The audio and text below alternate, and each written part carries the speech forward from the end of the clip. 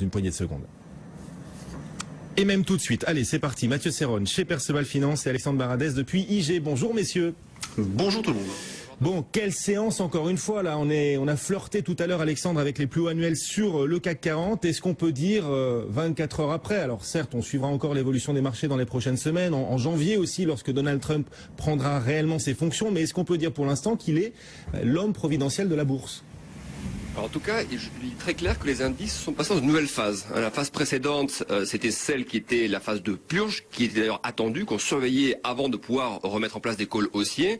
Et effectivement, la victoire de Trump a accéléré cette phase de descente et a permis notamment de terminer les mouvements. Je m'explique rapidement. On surveille notamment sur les marchés américains, qui étaient nos drivers par rapport aux marchés européens, les mouvements de correction. Et on sait assez généralement que les phases de correction, il y a eu le range de juillet-août, ensuite le range de septembre, et ensuite on a été plongé dans une phase de correction très lente, si vous voulez, avec des journées qui s'enchaînaient, mais de manière très régulière. Et généralement, les phases de fin de correction sont des phases de purge, si vous voulez, de capitulation brève de marché, avec des mèches souvent, des ombres sous les chandeliers, qui sont relativement étendues. Et ça, effectivement, ça manquait pour pouvoir considérer que la phase de correction était complète. Et c'est ce qu'on a eu. Alors, Trump, évidemment, a accéléré la tendance, mais cette énorme mèche qu'on a eu sur tous les indices était effectivement la phase de capitulation, rapide certes, et ensuite qui a généré le rebond. Donc la phase de purge qu'on attendait est terminée. Elle est derrière nous. Et ce qu'on disait hier matin sur votre antenne, c'est que le call baissier donc était terminé dès hier matin. Plus de call baissier dès hier matin. Et ce matin, on voit effectivement, et déjà hier après-midi, qu'on est venu chercher les plus hauts. Et je pense qu'effectivement, le marché entre dans une nouvelle phase. Pourquoi? Parce qu'il revient sur ses plus annuels, vous l'avez dit, à un point des plus annuels,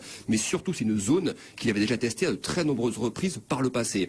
Pas les 4006, mais les 4580, 4550. Donc en fait, on a des bottoms qui se dessinent, des supports qui se dessinent, et on revient pour la 5e ou 6e fois de l'année dans ces zones très hautes. Et donc je pense qu'une conso court terme est toujours possible, on peut redescendre un peu monter, mais je pense que le marché va tenter dans les jours qui viennent de casser ces niveaux et d'aller chercher de nouveaux plus annuels. Et si on regarde bien, je m'arrêterai là-dessus, c'est que la phase de baisse tout le mois de décembre, souvenez-vous, ça avait chuté assez lourdement, assez verticalement, et ensuite le marché s'était redressé et avait consolidé.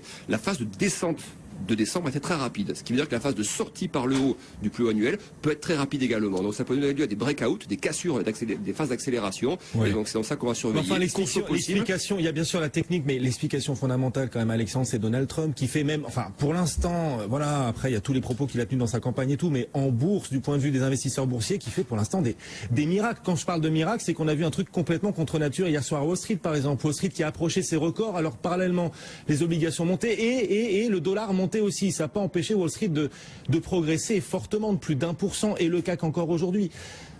Oui, mais vous posiez cette question-là, la même question 3 jours avant, vous auriez eu une réponse totalement différente. On vous disait que les taux 10 ans allaient baisser, que, vous voyez, que le dollar allait s'effondrer. Enfin, c'était le scénario de base de beaucoup. La dictature Trump, effectivement, pas le prévu, mais le scénario qui aurait dû être celui initial et qui a d'ailleurs été le scénario initial. L'euro a d'abord grimpé par rapport au dollar avant de rebaisser. Mais oui, ensuite le marché se dit, je suis pas sûr qu'il qu'il achète le programme économique de Trump, d'ailleurs qu'on attend de voir d'être développé. Ouais. Mais en tout cas, ce qui me paraît moins intéressant, c'est que le marché le juge et tous les facteurs de corrélation sont là. C'est-à-dire que le taux à 10 ans grimpe, c'est-à-dire que le marché estime que la Fed a la capacité de monter ses taux le mois prochain, peut-être même de les monter ou d'avoir un discours un peu moins accommodant que les fois d'avant. L'euro qui baisse, donc le dollar qui se renforce, tout va ensemble, si vous voulez. Donc oui, il y a une vraie détente du risque et c'est en ça que je pense qu'on passe dans une autre phase, si vous voulez. Et les catalyseurs qui manquent un peu pour l'instant, me semble-t-il, c'est déjà très puissant comme mouvement, mais c'est le pétrole. Vous voyez, le pétrole, c'est celui qui est le plus timoré finalement après la victoire de Trump. Donc une hausse du pétrole dans la foulée pourra encore donc accélérer la hausse des indices. Mathieu Serron chez Perceval Finance, comment vous l'apercevez, vous, cette tendance quand même assez incroyable des marchés depuis hier qui transforme en plus l'essai aujourd'hui, le CAC 40 qui a touché quasiment ses plus annuels il y a une heure, comment vous le vivez là?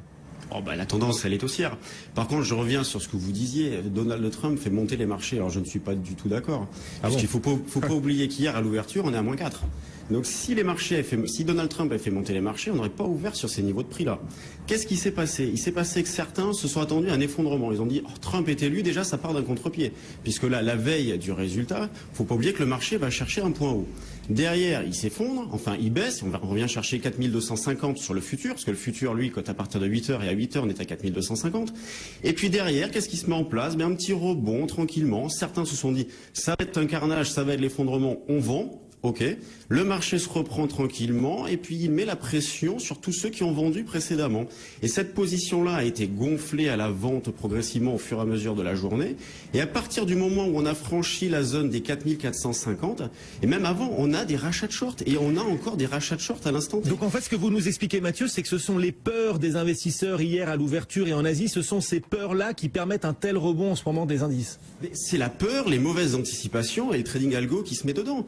Ouais. Et à partir du moment où le marché a pris une direction aussi violente, parce que le marché a pris 8%, depuis hier matin 8h, on a pris 8% en ligne droite.